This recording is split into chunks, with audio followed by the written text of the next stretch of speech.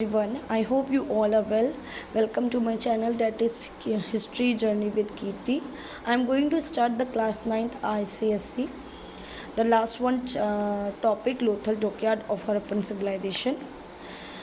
So without wasting our time, let us start. Okay now? Lothal. What do you mean by the term of Lothal? If we talk about the meaning of Lothal, that is the mountain of dead which has been founded by this Shikarapuri Ranganath Rao. Okay.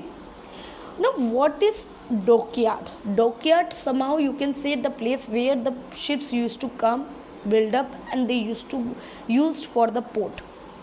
Lothal Dockyard, it is the important port and the center of the bead industry. I have written bead industries मैंने बोला है क्योंकि उस time पे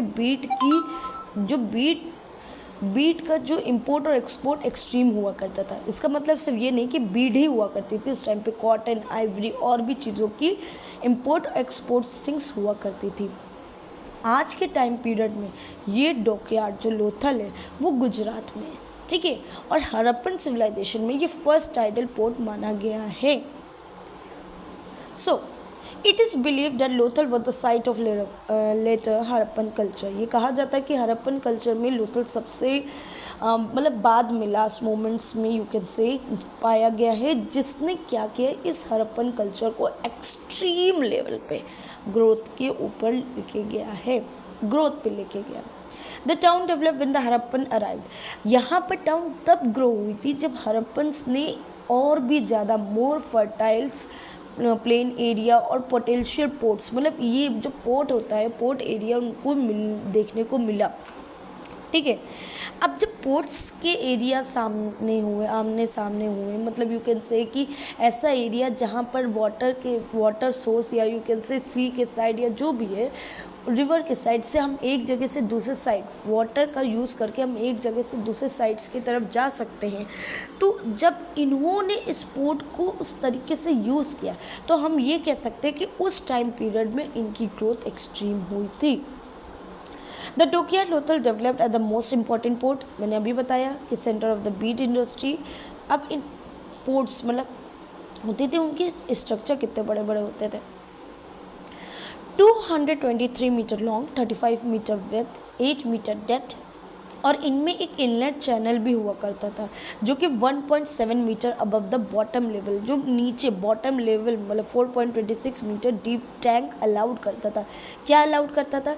जो ज़्यादा water होता था उसको निकालने का, प्लस एक स्क्विज वाला भी सिस्टम होता था जो वाटर खींचने का काम करता था. ठीक है. Other inlets siltation of the tanks and the erosion of the banks were there after a ship would have been unloaded. जब शिप अनलोड हो जाती थी तो गेट्स क्या होते थे, अपने आप से खुलते थे, और जो शिप्स होती थी वो अरेबियन सी के थ्रू मतलब कि गल्फ ऑफ कैम्बे में क्या होती थी, रिटर्न हो जाती थी. इतनी बात समझ में आ गई. अब ये कैम्बे को कहीं ना कहीं आप एक टर्म काम्भात से भी सुनेंगे. दोनों का मतलब एक ही है. ठीक है ना. If there you are going to find a Gulf of Kambhat, so don't be get worried. No, not at all. Cambe and Kambhat are one. आर्कियोलॉजिकल्स ने क्या फाइंड किया कि भाई इजिप्शियन और मेसोपोटामियन की सिविलाइजेशन के साथ जो ट्रेडिंग रिलेशनशिप था वो इनके साथ देखी जा सकती थी उस टाइम पे देखी गई. ठीक है ना. क्योंकि यहाँ के जो सील्स थे प्लस वहाँ के जो सील्स थे वो देखे गए हैं. तो हम ये सोच सकते हैं कि उस टाइम पे जो लोग थे जिनको हाइड्रोलिक मतलब कि वाटर का नॉलेज बहुत ही ज़्यादा बढ़िया हुआ करता था.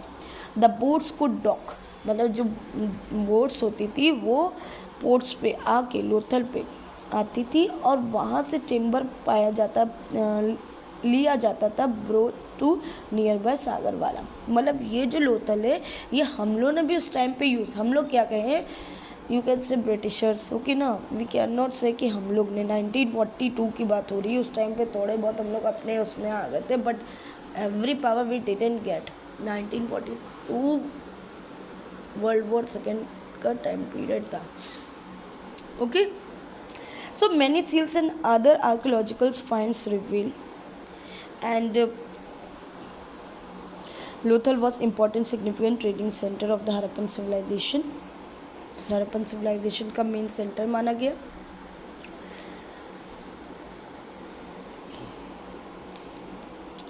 Connected to the dockyard to the main warehouse, ऐसे डॉकयार्ड्स क्रिएट किए गए कि जो वेयर हाउस से थोड़ा सा दूर हो। प्लस इन्होंने ऐसा तरीके से किया जो मेन करंट्स मतलब जो टाइडल्स होते थे वो स्लिट मतलब जो गंदगी होती थी वो मतलब कि जमे ना, तो इस तरीके से उन्होंने क्या किया, क्रिएट किया अपना डॉकयार्ड। मॉडर्न ओशनोग्राफर्स ने ये ऑब्जर्व किया कि हरप्पन्स के पास एक्सट्रीम नॉलेज थी, possessed great knowledge relating to tides, मतलब कि कब वो लहरें, कब वो जो कहते हैं पानी की बड़ी बड़ी लहरें आ सकती हैं, इन डॉकयार्ड्स को ख़राब कर सकती है, इनको बहुत ज़्यादा नॉलेज थी। तभी इन्होंने डॉकयार्ड को इस तरीके से बनाया था कि साबरमती के एंड एरिया में आए। तो हम ये क्या शो करता है, ये एक्चुअली में दिखाता है कि उस टाइम पे उन लोगों को हाइड्रोग्राफी और मैरीटाइम की बहुत एक्सट्रीम नॉलेज थी। They were the engineers, greatest engineers. This is the earliest known dock found, ये पहला डॉक माना गया है इस वर्ल्ड में पाने का। Equip to berth and service of ship, जहाँ पर शिप्स क्या होती हैं, आती भी हैं और शिप्स दी भी जाती हैं। It is speculated that local engineers studied tidal movement। इसको देख के क्या लगता है कि हाँ लोकल इंजीनियर्स ने टाइडल मूवमेंट्स के बारे में बहुत अच्छे से पढ़ा है। ब्रिक्स बिल्ड मोर स्ट्रक्चर्स के बारे में, क्लीन बर्ड ब्रिक्स के बारे में।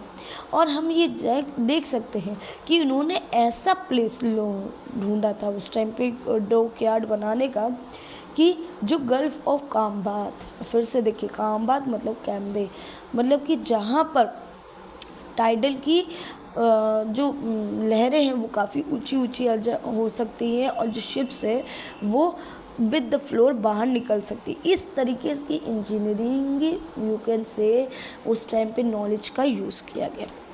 ठीक है, now end of Indus valley civilisation. Okay, उससे पहले मैं फिर से रिपीट करना चाहती हूँ कि लोथल डॉकयार्ड क्या है। लोथल डॉकयार्ड, लोथल जिसका मतलब माउंटेन ऑफ डेड है, जिसको फाउंड किसने किया, शिकारापुरी रंगनाथ राव जी ने किया। लोथल डॉकयार्ड जो कि इम्पोर्टेंट पोर्ट है, पोर्ट और सेंटर माना गया बीट इंडस्ट्री का। इसका मतलब ये नहीं है कि सिर्फ वहाँ पर मोटी मोटी बीट्स की इंडस्ट्री हुआ करती थी, आइवरी, कॉटन, ये सब हुआ करती थी। आज के टाइम पीरियड में लोथल ये जो डॉकयार्ड है वो गुजरात में पाया जाता था, मतलब गुजराती में पाया जाता था। आज के टाइम पे हम इसको लोकेट करते हैं कि हाँ ये लोथल डॉकयार्ड गुजरात में। ठीक है, ये फर्स्ट टाइडल पोर्ट माना गया। इंडस सिविलाइजेशन और यूके से हरप्पन सिविलाइजेशन में ये पहला आर्टिफिशियल डॉकयार्ड पाया गया लोथल में। अब इसकी डॉकयार्ड की शेप की बात करें तो ये ट्रेपेज़ॉइड है। ये गल्फ ऑफ कैम्बे के आसपास मतलब पास में पाया गया, कैम्बे जिसको काम्बात भी कहा गया है। इसको इस तरीके से क्रिएट किया गया है, इस तरीके से क्रिएट किया है कि वाटर को वो खींच भी सके, प्लस जो एक्सेस वाटर है उसको निकाल भी सके। आर्कियोलॉजिकल्स ने ये देखा है कि इसी लोथल का यूज़ करके इनका trading relationship Egyptian plus Mesopotamian civilisation के साथ था। वहाँ की सील्स और यहाँ की सील्स उनको देखने को मिली है। हाइड्रोग्राफिक नॉलेज एशियन, और इनकी जो नॉलेज है कि मतलब ऐसे पर्टिकुलर एरिया को चूज़ करना जहाँ पर ट्रेडिंग का ईज़िली सोर्स मिल जाए, वो बहुत ही ज़्यादा क्या शो करता है कि इनको उस टाइम की हाइड्रो मतलब वाटर से रिलेटेड नॉलेज अच्छी खासी थी, जिसको लोग आज भी यूज़ करते थे। आज भी मतलब कि 1950 में, 1942 में वहाँ से बैरूच से लेकर नियर बाय सियागरवाला, ये सारी चीज़ें उसको यूज़ करके लोग क्या करते थे, इंपोर्ट एक्सपोर्ट भी क्या करते थे उस टाइम पे। ठीक है, डॉकयार्ड ऐसी किसी भी जगह पे नहीं बनाया गया था। डॉकयार्ड ऐसी जगह पे बनाया गया था जहाँ पर शिप्स ईजिली आ सके, ये ना हो कि पूरी गंदगी शिप्स के पास आ जाए। वेयर हाउसेस इनसे थोड़े से दूर हुआ करते थे।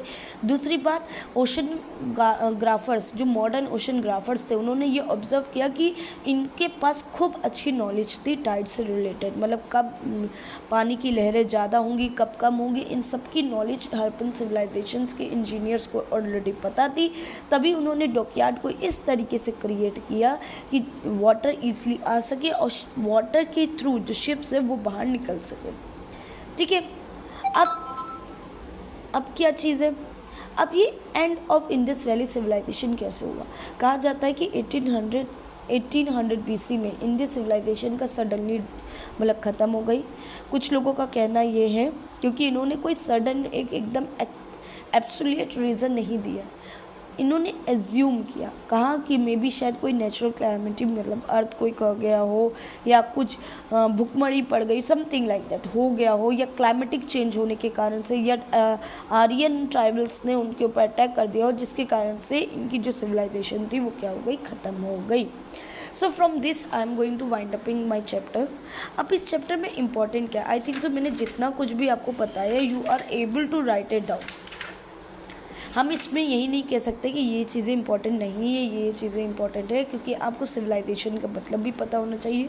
ठीक है, इसमें कौन कौन सी इसे ब्रोंज एज सिविलाइजेशन क्यों बोला जाता है, इस सिविलाइजेशन में 4 सिविलाइजेशन कौन कौन सी है वो भी पता होनी चाहिए। प्लस इनकी ये इंडस वैली सिविलाइजेशन की ओरिजिन प्लस प्लानिंग और स्ट्रक्चर कैसे हुआ ये भी आपको नॉलेजेबल में होना चाहिए। देखो, वी कैन नॉट से कि हम पूरा डाटाफिकेशन करें, कुछ एरियाज़ को हम क्या कर सकते हैं, पढ़ सकते हैं। एक्सटेंट ऑफ हड़प्पन सिविलाइजेशन की बात करें तो हम पूरा नहीं याद कर सकते, बट कुछ मेन, ठीक है, जैसे मोहनजोदारो हो गया, लोथल पोर्ट्स हो गए, ठीक है, और दैट कालीबंगन हो गया, आलमगीरपुर हो गया, धोलावीरा हो गया। तो ये जो है कुछ इम्पॉर्टेंट साइट्स है, ठीक है। रेडियो डेटिंग प्रोसेस मैंने आपको पता ही दिया, जो हड्डियाँ होती हैं, जो मटेरियल होते हैं उनकी स्टडी करना कि वो कितनी पुरानी है। Urban planning it's very important, पूरा डाटाफिकेशन नहीं करना है, हमें बस याद रखना है कि ये 90 डिग्री में बना होता है और ये इंटरसेक्ट करते हैं। इस तरीके से इन्होंने क्रिएट किया है। लाइट लैंप्स का यूज़ किया है, लाइट लैंप्स का यूज़ किया है स्ट्रीट्स में, जिसको आज के टाइम पे हम लोग खुद यूज़ किया करते हैं। You can see drainage system Mohenjodaro बहुत इंपॉर्टेंट है। बिल्डिंग हाउसेस, ग्रेट ड्रेनेज, साथ थोड़ा सा मतलब कि इन सब का भी ध्यान दीजिए कितना क्या वाइड है क्या नहीं है। The great bath of Mohenjodaro is very important. Assembly ठीक है, इतना ज़्यादा इंपॉर्टेंट नहीं है बट है थोड़ा बहुत। पीपल ऑफ ड्वेनिंग हाउसेस, मतलब किस तरीके से वहाँ पर उस टाइम पे जो गंदगी होती थी वो बाहर निकलती थी, ये, but it is not so important, ये इतना इम्पॉर्टेंट नहीं है जितना ये और ये इम्पॉर्टेंट है। आर्ट और स्कल्पचर से रिलेटेड आपको 3-4 चीज़ें बस पता होनी चाहिए, बहुत ज़्यादा दिमाग नहीं लगाना है। सील्स इंपॉर्टेंट है। अब राइटिंग स्क्रिप्ट की बात करें तो पिक्टोग्राफिक यूज़ किया गया है, इन्होंने खुद अपनी लैंग्वेज को डेवलप किया, इन्होंने किसी का रिटन फॉर्म या कुछ भी नहीं कॉपी किया है, और इनकी way of writing left to right है। ओके, ड्रेस ऑर्नामेंट्स की बात करें तो मतलब जो रिच है और मैन है वो क्या है, मैन क्या करते थे, अपनी बॉडी को शोल्डर्स को रैप करते थे, वही वुमेन क्या करती थी, स्कर्ट्स को पहना करती थी और अपनी बॉडी जो शोल्डर्स होते थे वो शॉल से रैप करती थी। क्ले का यूज़ किया इन्होंने, ठीक है, ज्वेलरीज क्रिएट करने के लिए। फूड उस टाइम पे थोड़ा बहुत पता होना चाहिए। ऑक्यूपेशन, जब भी ये वर्ड आए ऑक्यूपेशन तो आप हमेशा कहिए फार्मिंग और agriculture is one of the important thing. Okay, trade और कॉमर्स, आप अगर लोथल डॉकयार्ड के बारे में पढ़ेंगे तो कहीं ना कहीं ट्रेड और कॉमर्स के बारे में हो ही जाएगा, इसमें रटने की इतनी ज़रूरत नहीं है। प्ले और अम्यूज़मेंट, डाइस का बहुत इन्होंने यूज़ किया, ठीक है। इंडोर गेम्स ये लोग यूज़ किया करते थे। Art of writing already Lothal dockyard I have told you. So for today I am going to wind up in this chapter. Now we are going to start the new one chapter, that is the constitution. Till that, like and share and subscribe my channel. And again I am telling you, अगर कोई problem है you can just put the your queries in a comment box or give me the suggestion that how I can do the things in a better way. Till that, thank you so much.